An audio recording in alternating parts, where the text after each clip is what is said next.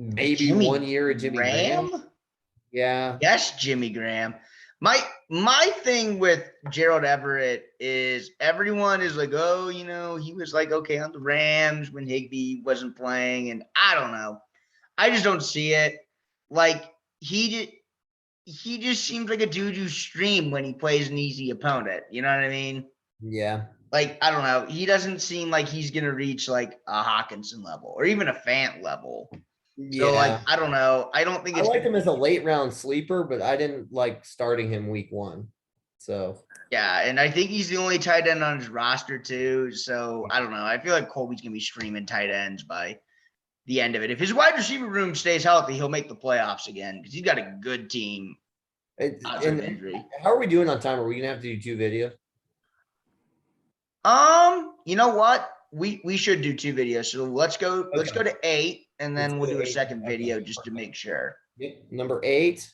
We got Hitch coming in at number 8. Strengths obviously going to be Jonathan Taylor, Justin Jefferson. Both. Okay. I expect Justin Jefferson. I got something to say about this one. Oh boy. Okay, let's hear it, Drew.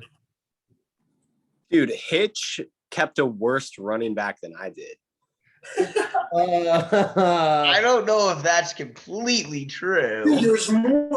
No, that's true. And Hitch is just historically not 8th. So yeah, you're historically not in either. What do you mean? Well, I'm not historically 14th either, mate. So You are historically 14. no, I'm historically undefeated in the postseason. No, you're not. Yeah, I know. Okay, yeah. You're 4-2 in the losers bracket over the only 2 years you've been here. And you were 1-2 last year. All right, wait. Let's talk about Hitch's team here. Okay. Let's talk about Hitch's team. Let's talk about the man of the hour. This is all he's got. He hasn't won anything. Everything I've heard. Now, I don't know what Drew's read, but I think everything coming out of Colts camp is saying Jonathan Taylor is the guy. Jonathan Taylor this. Jonathan Taylor that. Jonathan Taylor's going to be a lead back. Marlon back.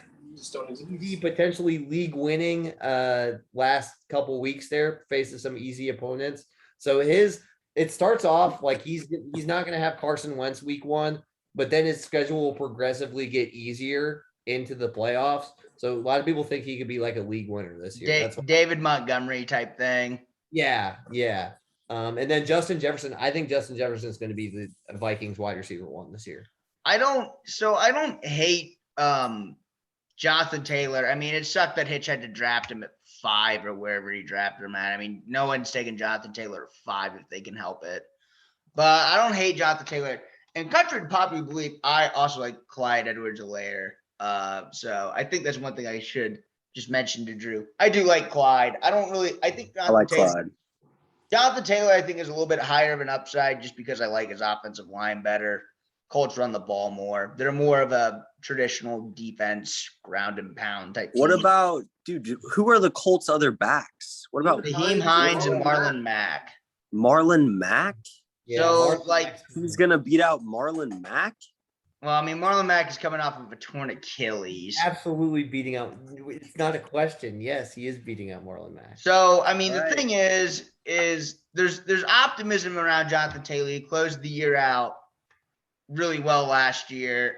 And I mean, Naheem Hines is the type of dude who's gonna catch like 10 passes sometimes and get a lot of receiving yards and maybe some receiving touchdowns.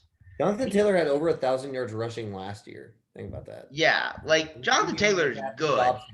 I feel like Naheem Hines is like that guy that everyone at one point in their fantasy career has picked him up off waivers. Yeah. And he is. And Naheem Hines is really good. I mean, like, the thing is if Fox's team would look a whole lot better because he has Naheem Hines. It looks better in PPR because Naheem Hines catches a lot of passes. But, with us being a standard league, it's just like, well, okay. He rushes for like 30 yards.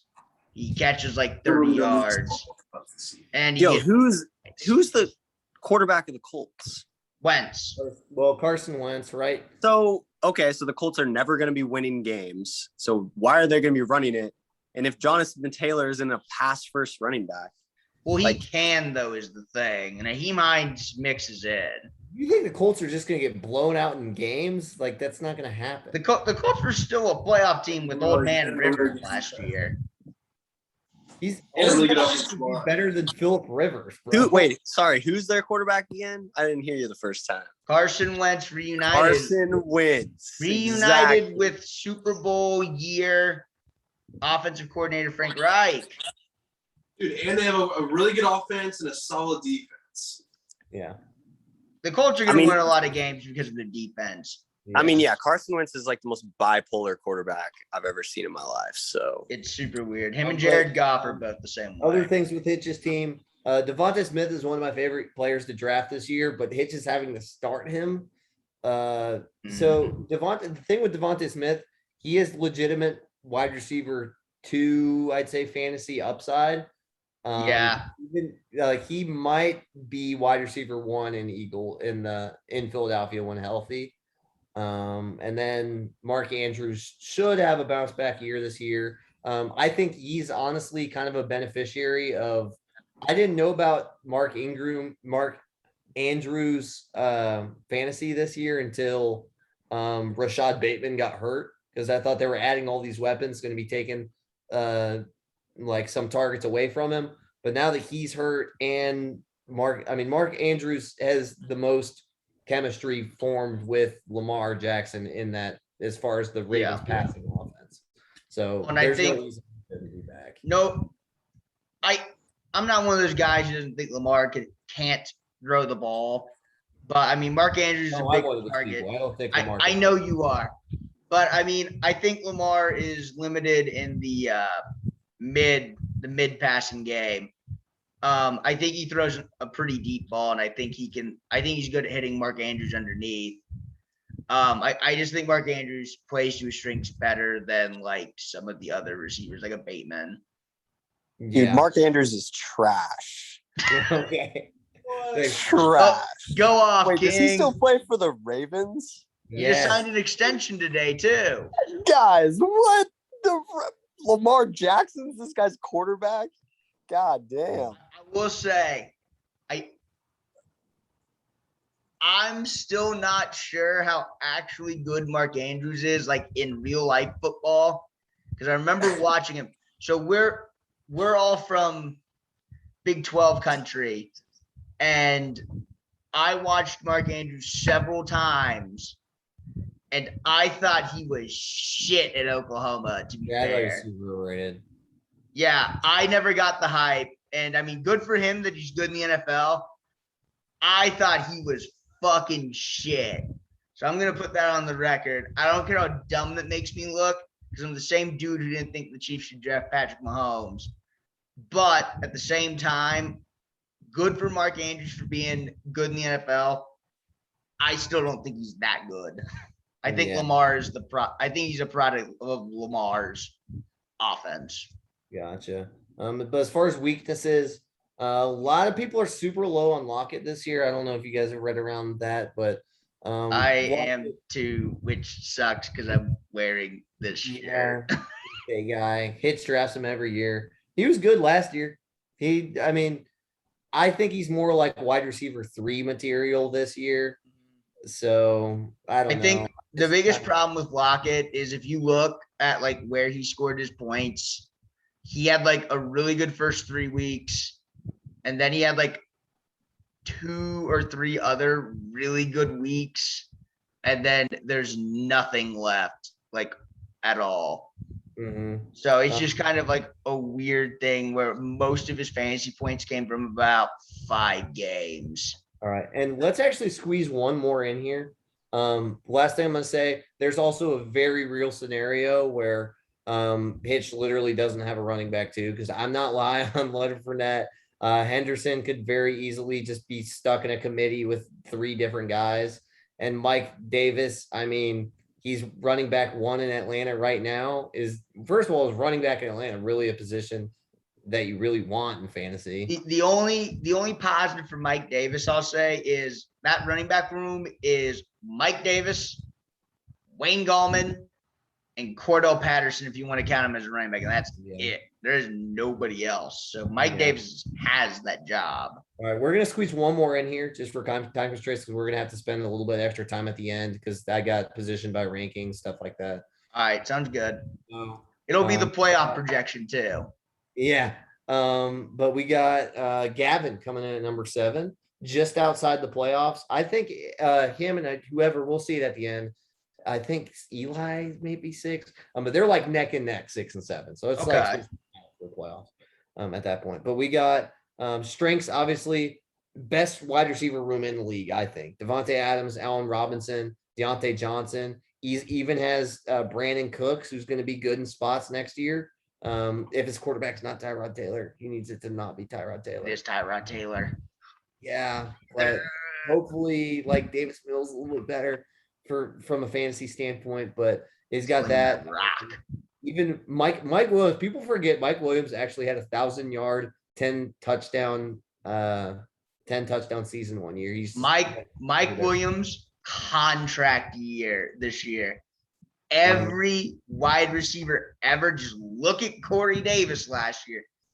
If you're young and talented and in a contract year, good fantasy season. That's what's going to happen. I'm all in on Mike Williams this year. And here's my thing. Michael Pittman, I think, could be pretty good this year too.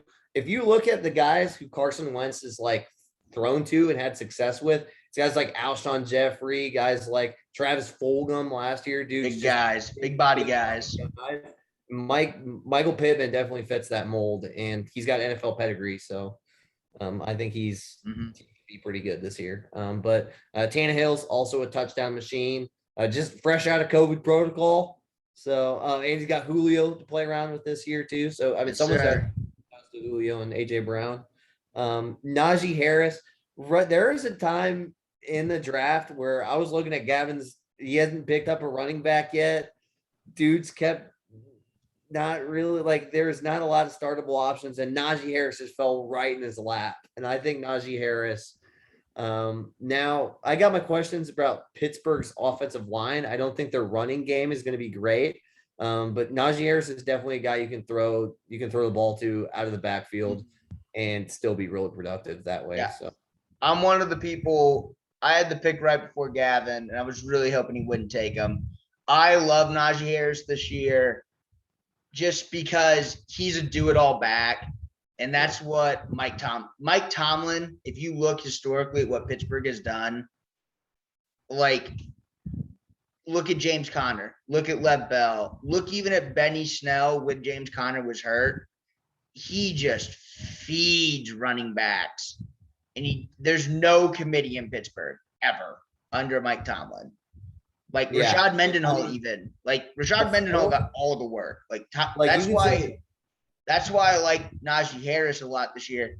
And I only didn't take him because we'll talk about my team later. There was another running back that I felt comfortable with, and I like Terry McLaurin more than the other wide receivers available. You can say what you want about Pittsburgh's running backs last year. I know James Conner had kind of fell off last year and this and that. But he's going to get a ton of work. Like he's going to get like 20, 25 carries a game. He's just going to score because he gets the volume. That's what it is. But weaknesses, first major weakness. I mean, Gavin's tight end. He's pretty much missing a tight end. I mean, you got Blake Jarwin coming off an ACL.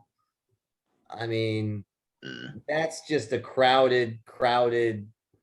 They got so many weapons in Dallas. I just don't know if Blake Jarwin's going to get his. You're pretty much just hoping for Blake Jarwin to catch a ton of touchdown passes. I don't expect really the yards or the targets to be there. And his running back too. Gavin's a running back too.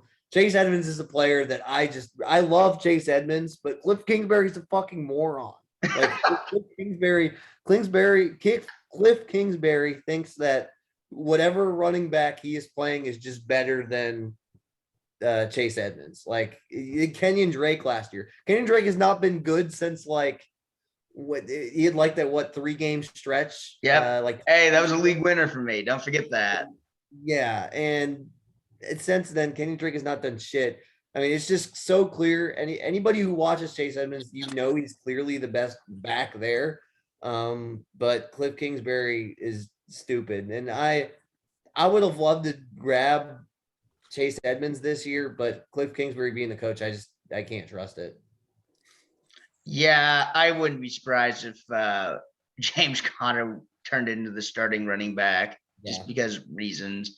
One thing I will say for sure, I'm going to go on record and say that Cliff Kingsbury is absolutely going to be the first coach fired this year because I don't think Arizona is going to do as good as they want.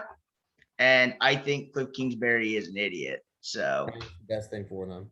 It's either him or Nagy. Him or Nagy. Oh, it could be Nagy. Nagy's on the hottest of seats right now. The only thing that's going to save Nagy's job is they're going to be like, oh, well, let's see what he does with Justin Fields. And then they're going to let him test drive Justin Fields for the last like 10 to 12 games. Yeah. Cliff doesn't have like that ace in the hole to where it's like, oh, well, we need to test drive Kyler Murray. He's been driving Kyler Murray for 2 years. Yeah. And I think there's definitely a scenario where Nagy keeps his job where Justin Fields ends up being good like the last stretch of the season. They're gonna be like, what could he do with a full season of Justin Fields? Yeah, and it'll just be like, and then he'll just keep his job based off that alone. And on that somber note for any Bears fans watching, that's going to conclude what ended up being a part 1 video. So we're going to have to come back and finish part 2 pretty quickly here. We'll be right back because Zoom only allows you to do a 40-minute video. So I will see you and I will see you very shortly. Sounds good.